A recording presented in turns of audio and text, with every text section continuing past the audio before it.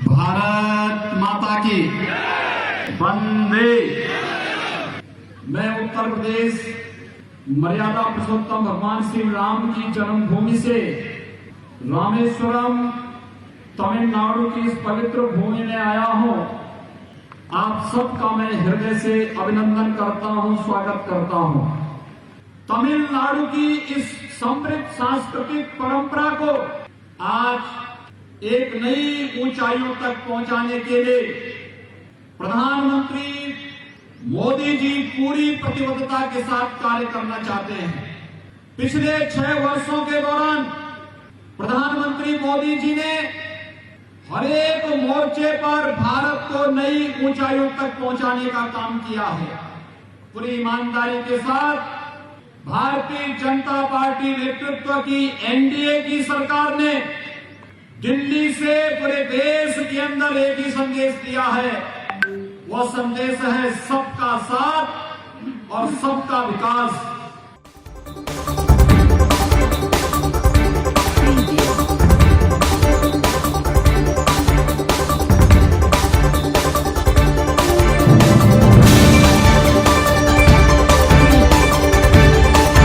आप देख रहे हैं अखबार।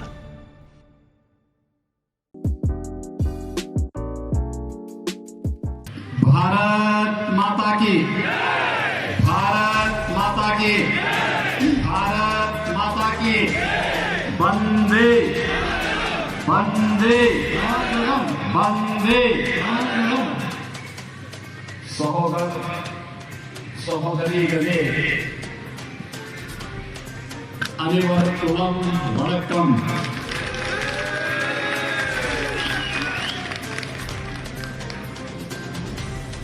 ವಿರುಧನಗರ ವಾಸಿಗಳಕ್ಕೂ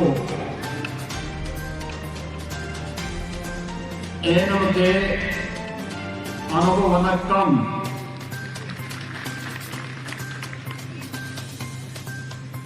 आज की इस चुनावी सभा में मंच पर उपस्थित केंद्रीय मंत्री general doctor VK Singh ji, Bharatiya Janata Party के state vice president Rama Srinivasan ji, district president Shivan M Gajendran, मंच पर उपस्थित एआईएडीएमके के नेता श्रीमान विजय कुमार जी, पूर्व जिलाध्यक्ष एम विश्वरन,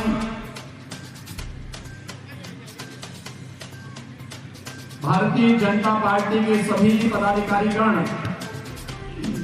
और उपस्थित भाइयों बहनों, मैं उत्तर प्रदेश मर्यादा पुरुषोत्तम भगवान श्री राम की जन्मभूमि से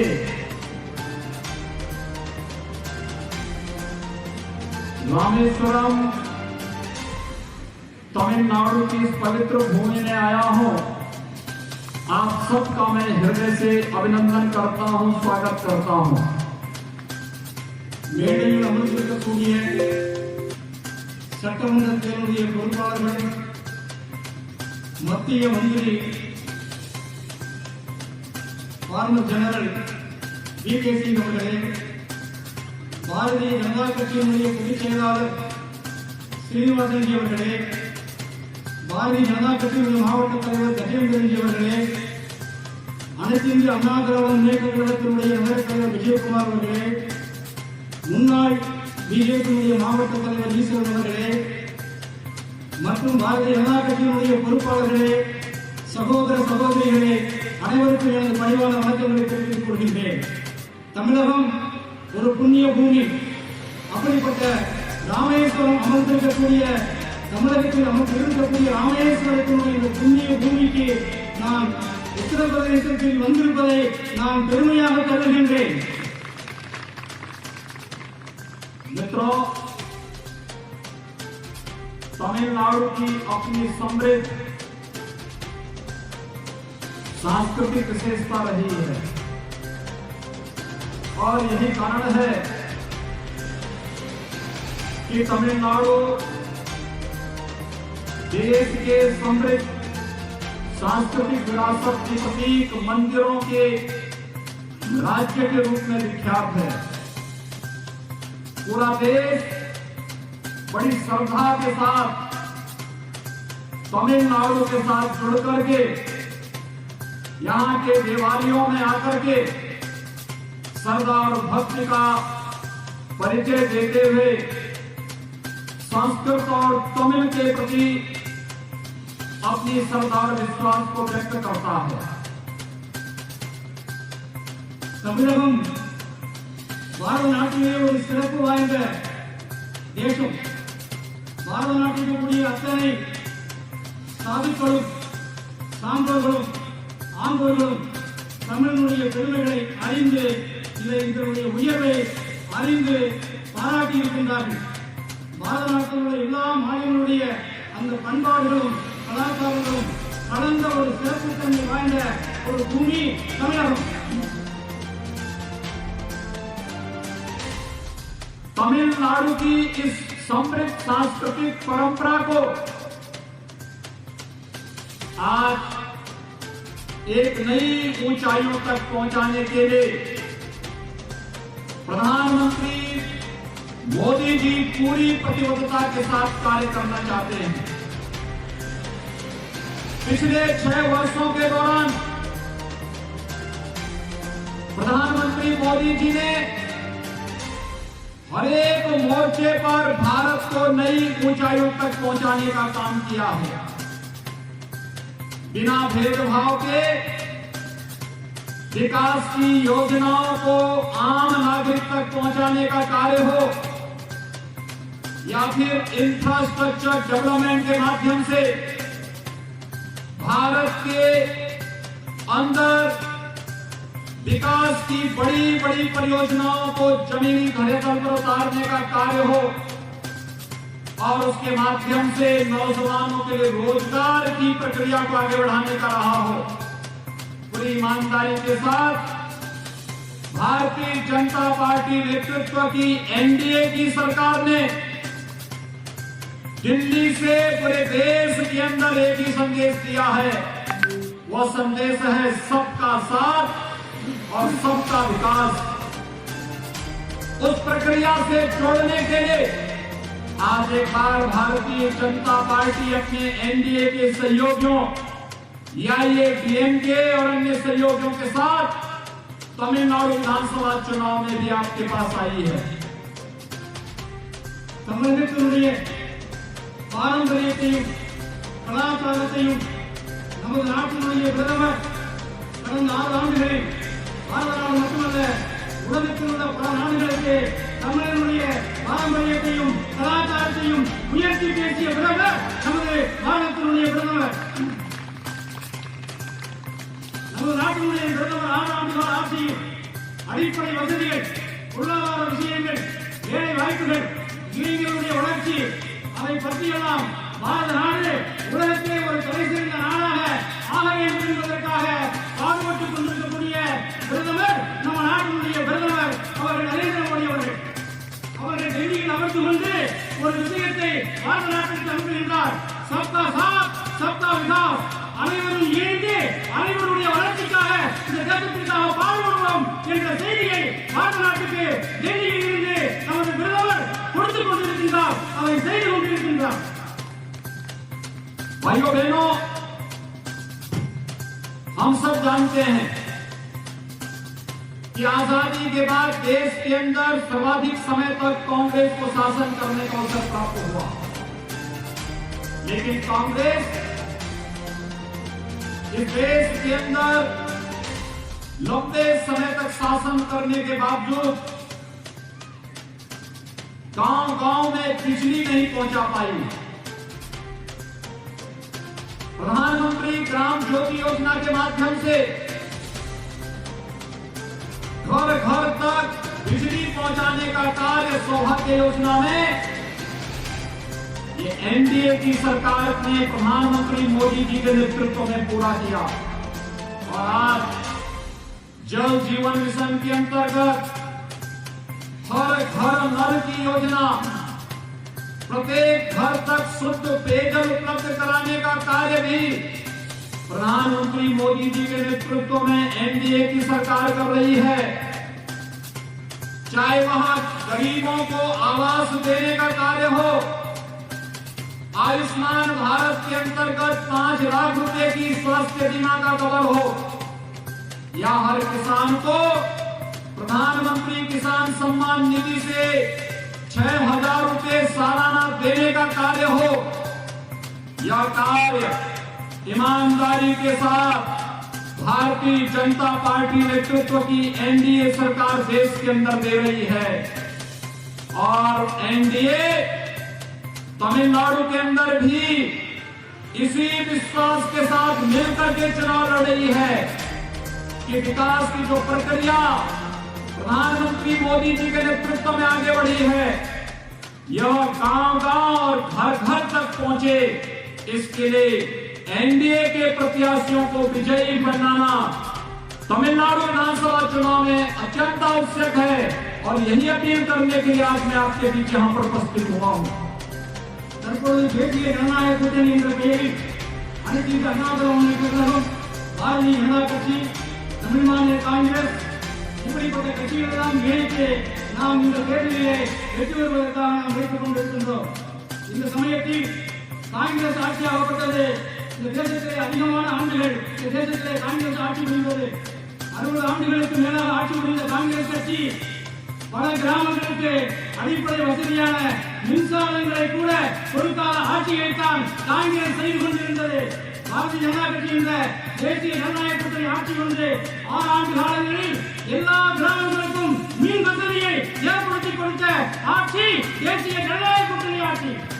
அதே சமயத்தில் பாரத நாடு முழுக்க இருக்கக்கூடிய மக்களுக்கு தடையில்லா மின்சாரம், ஒவ்வொரு வீடுகளுக்கும் தடையில்லா தண்ணீர் கிடைப்பதற்காக இன்று முயற்சி செய்து கொண்டிருக்கக்கூடிய அந்த முயற்சியில் வெற்றி பெற்றுக் கொண்டிருக்கக்கூடிய அரசாங்கம் தேசிய ஜனநாயக கூட்டணி என்ற அடிப்படையில் சென்று கொண்டிருக்கிறது. அடுத்தபடியாக சாதாரண அவர்கள் குடும்பத்தில் வறுமை கோட்பாட்டுக்கு கூடியுள்ளவர்கள் நோய்வாய்ப்பட்டால் அவர்கள் சிரமப்படக்கூடாது என்பதற்காக 5 லட்சம் ரூபாயிலே ஜனநாயக என்ற ஒரு திட்டத்தில் அனைவருக்கும் அடிப்படை மருத்துவ வசதியில் 5 லட்சம் ரூபாய்க்கு காப்பீட்டு திட்டத்தை நாடு முழுக்க கொடுத்த அரசாங்கம் தேசிய ஜனநாயக கூட்டணி அரசாங்கம். விவசாயிகளுக்கு ஒவ்வொரு ஆண்டுகளும் 6,000 ரூபாய் விவசாயிகளுக்கு நேரடியாக செல்வதற்காக திட்டத்தை தீட்டி விவசாயிகளுடைய கைக்கு செய்கின்ற அந்த செயற்திட்டத்தை நடைமுறைப்படுத்திய அரசாங்கம் தேசிய ஜனநாயக கூட்டணி அரசாங்கம். அப்படிப்பட்ட அரசாங்கம் அனைவரையும் இணைத்து அனைவருடைய வளர்ச்சிக்காகவும் இந்த தேசத்தை எல்லா புள்ளிகளிலும் முன்னேற்ற வேண்டும் என்ற நோக்கத்தோடு இந்த தேர்தலிலே தேசிய ஜனநாயக கொள்கையை நாடு முழுக்க கொண்டு வர வேண்டும் என்பதற்காக தேசிய ஜனநாயக கூட்டணி என்ற கூட்டணி அமைவித்து இந்த தமிழகத்திலையும் ஒரு நிலையான, ஒரு நேர்மையான, ஒரு உயர்ந்த ஆட்சியை அமைக்க வேண்டும் என்பதற்காக சட்டமன்ற தேர்தலிலே போட்டியிடுகின்றோம். அந்த போட்டியிடுவதற்காக நாம் அவர்களை வெற்றி பெற செய்வதற்காக இந்த கூட்டத்திலே நான் பிரச்சாரத்திற்காக நான் உங்கள் முன்னால் வந்திருக்கின்றேன். मित्रों, इंफ्रास्ट्रक्चर डेवलपमेंट के माध्यम से हाईवे, रेलवे,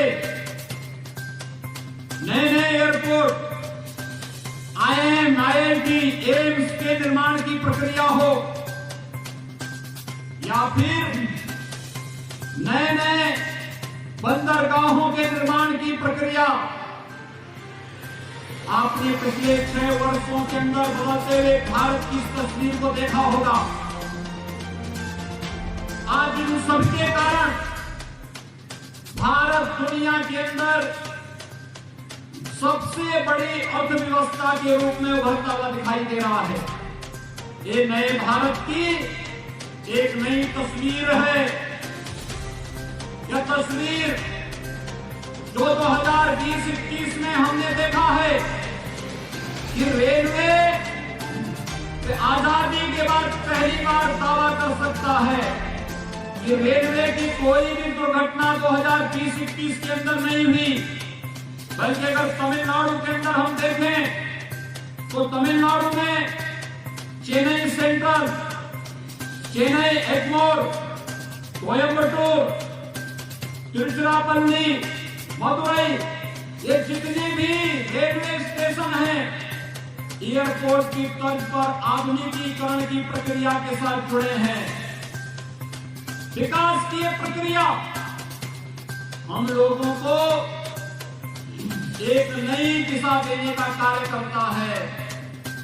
सागर माला के तहत यहां पर जिस नए इंफ्रास्ट्रक्चर को डेवलप करने का कार्य किया गया है, यह भी तमिलनाडु को विकास की एक नई ऊंचाइयों तक पहुंचाएगा। और भाइयों बहनों, हम सब इस बारे में भी जानते हैं कि प्रधानमंत्री मोदी जी ने रक्षा क्षेत्र में भारत की आत्मनिर्भरता के लिए पहला डिफेंस कॉरिडोर भी तमिलनाडु को ही दिया है। तमिलनाडु को मिलने वाली विकास की परियोजनाएं एक नई पहचान के रूप में आगे बढ़ाने का कार्य कर रही है। அடிப்படை கட்டமைப்பு வசதிகளுக்கு ரயில்வே துறை, போக்குவரத்து, நகர சாலை, விமான நிலையங்கள், எய்ம்ஸ் மருத்துவமனைகள் இப்படிப்பட்ட தமிழகத்தினுடைய அடிப்படை கட்டமைப்பு வசதிகளான ரோடு, ரயில்வே, விமானங்கள், விமான நிலையம், எய்ம்ஸ் இப்படிப்பட்ட நல்ல திட்டங்களை எல்லாம் கொண்டு வந்து தமிழகத்திலே இந்த தமிழகத்தினுடைய அடிப்படை கட்டமைப்பு வசதிகளை மிக பிரம்மாண்டமாக ஏற்படுத்தி கொடுத்த அரசு பாரதிய தேசிய ஜனநாயக கூட்டணியுடைய நம்ம நாட்டினுடைய பிரதமருடைய ஒரு செயல்.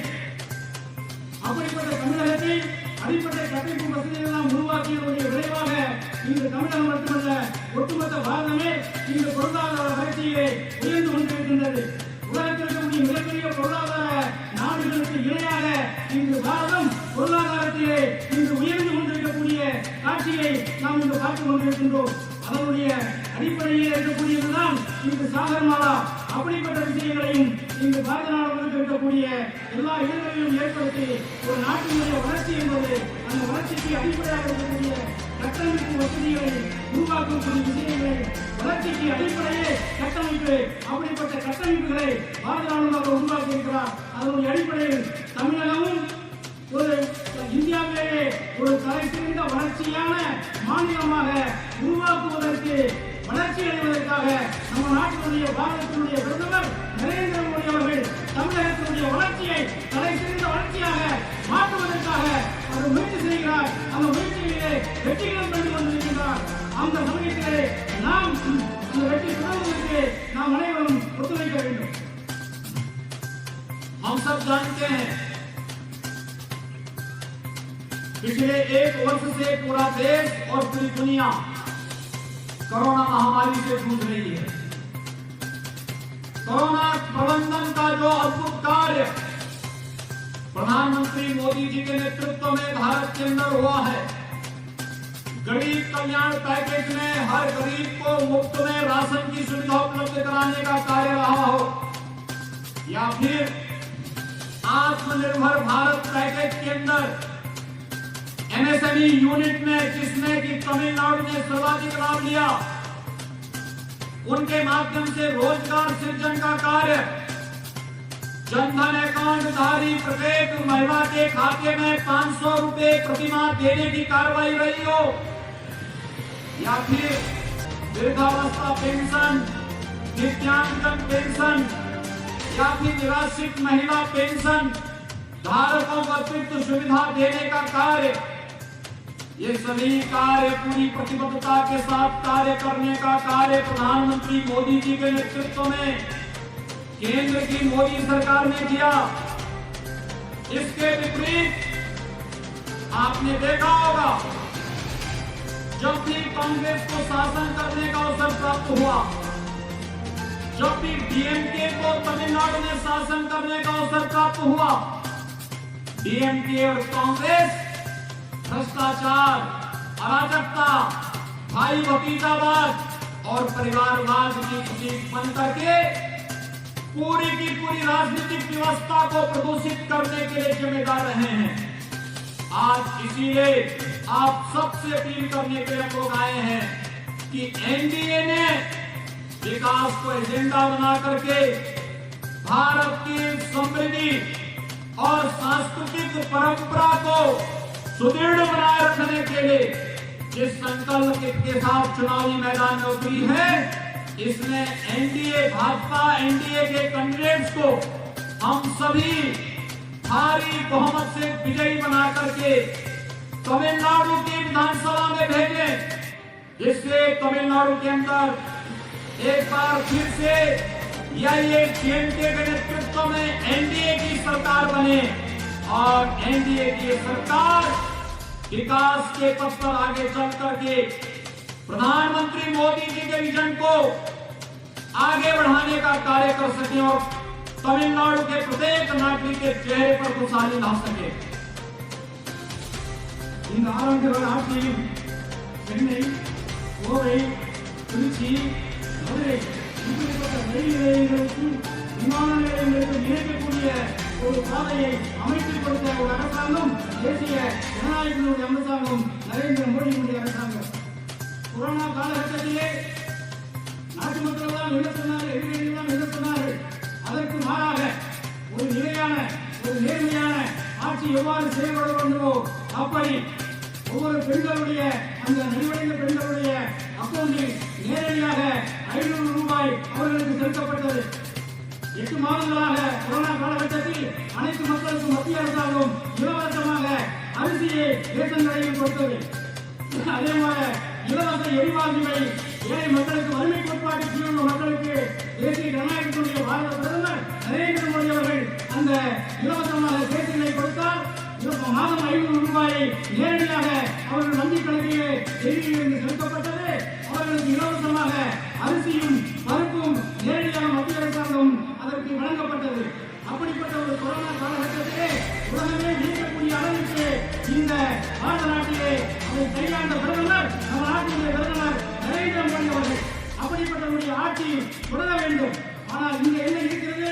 திராவிட முன்னேற்ற கழகமும் காங்கிரசினுடைய ஆட்சியும் இருக்கின்ற ஒரு தமிழகத்திலே என்ன நடந்தது? அவர்கள் ஊழல், அராஜகம், போக்கிரித்தனம் இதைத்தானே தமிழகத்தில் செய்தார்கள். பெண்களை மதிப்பீடு செய்வது, பெண்களை மாணவிக்கப்படுத்துவது இதைத்தானே இவருடைய ஆட்சியில் செய்தார்கள். இந்த ஆட்சிகள் வரக்கூடாது. தேசிய ஜனநாயகத்தின் தலைமையிலான அனைத்து இந்திய அண்ணா திராவிட முன்னேற்ற கழகத்தினுடைய ஆட்சி மீண்டும் தமிழகத்தில் வர வேண்டும் என்பதற்காக நான் பிரச்சாரம் செய்ய வந்திருக்கின்றேன். இவர்களுடைய ஆட்சி தேசத்தில் என்ன நடத்தினார்கள் என்பது நமக்கு தெரியும்.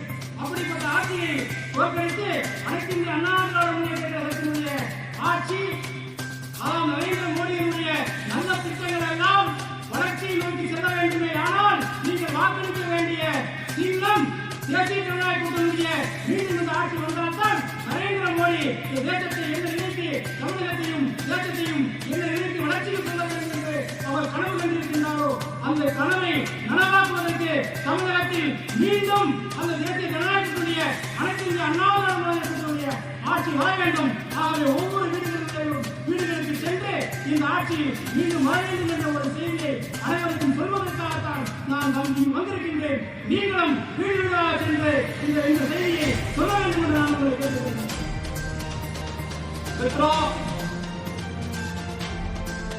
डीएमके और कांग्रेस का गठबंधन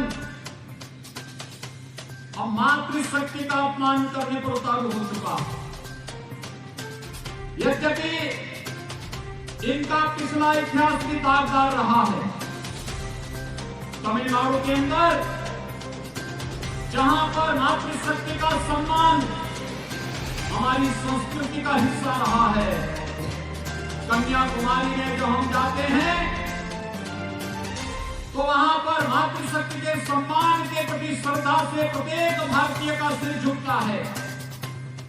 लेकिन आज जिस भाषा का प्रयोग डीएमके और कांग्रेस के नेता तमिलनाडु विधानसभा चुनाव में कर रहे हैं, ये देश की आधी आबादी का अपमान है। मातृशक्ति को इस प्रकार के अपमान करने वाले दलों को कभी माफ नहीं करना चाहिए। चुनाव में ऐसे दलों का